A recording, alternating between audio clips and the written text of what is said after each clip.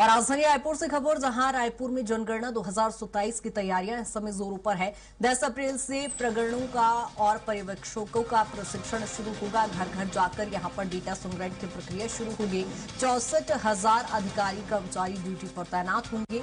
मकान सूचीकरण में 33 प्रश्नों के माध्यम से यहां पूरी जानकारी जुटाई जाएगी। 16 से 30 अप्रैल तक ऑनलाइन स्वगणना संभव है, जहां आपको बता दें कि घर घर जाकर यहां पर डेटा संग्रह किया जाएगा। इसको लेकर पहले प्रशिक्षण दिया जाएगा।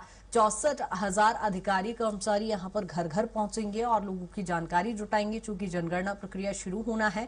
और ऐसे में जहां जनगणना 2027 की तैयारियां शुरू हो रही है, वहीं 10 अप्रैल से प्रशिक्षण पहले दिया जाएगा। उसके बाद 64,000 से ज्यादा अधिकारी कर्मचारी घर घर पहुंचेंगे और नागरिकों की यहां पर पूरी जानकारी जुटाएंगे। और ज्यादा जानकारी के साथ दिलीप हमारे साथ जुड़ गए हैं। दिलीप, क्या कुछ जानकारी, जनगणना की प्रक्रिया शुरू होना है, क्या कुछ तैयारियां?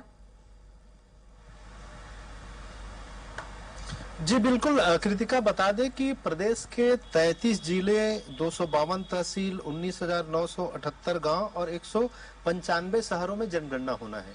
इसको लेकर पूरी तैयारियां की जा रही है। जनगणना को लेकर 64,000 अधिकारी कर्मचारी की ड्यूटी लगाई गई है और उनके लिए एक प्रशिक्षण के किस तरह से जो गणना पत्रक रहेगा उसमें किस तरह से गणना किया जाना है, क्योंकि केवल लोगों की जानकारी नहीं जुटाना है, उसके साथ ही साथ उनके मकान, उनके यहाँ जो सुविधा है, चाहे गाड़ी हो, टीवी, कूलर, पंखे, इसकी भी जानकारी उसमें उपलब्ध कराया जाना है। तो इस तरह से जनगणना के साथ ही साथ आर्थिक और सामाजिक परिस्थितियां भी इससे पता चलेगी कि उनका लिविंग स्टैंडर्ड कैसा है, ये भी इस जनगणना के माध्यम से सामने आएगा। और इसमें देखा जाएगा कि किसके यहाँ 4 व्हीलर है, 2 व्हीलर है, टीवी है, फ्रिज है, इन तमाम चीजों की भी जानकारी निकल के सामने आएगी। तो इसके लिए, क्योंकि गणना पत्रक में 33 सवाल रहेंगे, जो मकान को लेकर जो जानकारी उपलब्ध कराई जानी है, लोगों की जानकारी तो उपलब्ध कराई जाएंगे, इसके साथ ही साथ 33 तरह के जो सवाल होंगे तो उसको किस तरह से भरना है।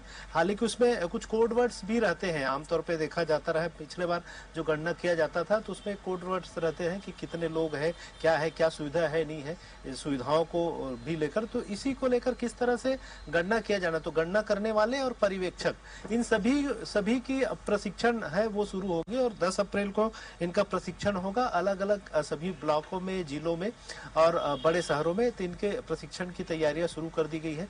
उनका प्रशिक्षण होने के बाद ही ये पूरी प्रक्रिया शुरू होगी, जिसमें 16 अप्रैल से लेकर 30 अप्रैल तक इसमें आम जन के लिए एक व्यवस्था की जा रही है कि ऑनलाइन खुद से गणना भी कर सकते हैं, इस जनगणना में शामिल हो सकते हैं। ऑनलाइन एक पोर्टल रहेगा जिसमें ओपन करके वो खुद से अपने घर की तमाम तरह की जानकारी, जो जानकारियां उसमें मांगी जाएगी, वो जानकारी आप खुद से भी स्वतः भी भर सकेंगे। इस तरह की भी फैसिलिटी इस बार दी जा रही है ताकि इसमें जनगणना की जो प्रक्रिया है वो और आसान हो सके और आसानी से लोग अपनी बारे में जानकारी भी उसमें उपलब्ध करा सके, इसकी भी व्यवस्था की जा रही है। इसके अलावा 1 से लेकर 30 मई तक तमाम जो मकान है वहां का सूचीकरण का काम गणना अधिकारी है, कर्मचारी वो जाकर करेंगे। हर मकानों में जाकर वहां की जानकारी जुटाएंगे, चाहे गांव है चाहे शहर है, सभी जगह, ताकि वहां से तमाम तरह की जानकारियां मिल सके और सही जानकारी मिल सके। इसका भी एक प्रयास किया जाएगा। बिल्कुल दिलीप, यानी कुल मिलाकर कहा जाए कि पारदर्शिता का भी कहीं ना कहीं ख्याल रखा जाएगा। बहुत शुक्रिया तमाम जानकारी के लिए।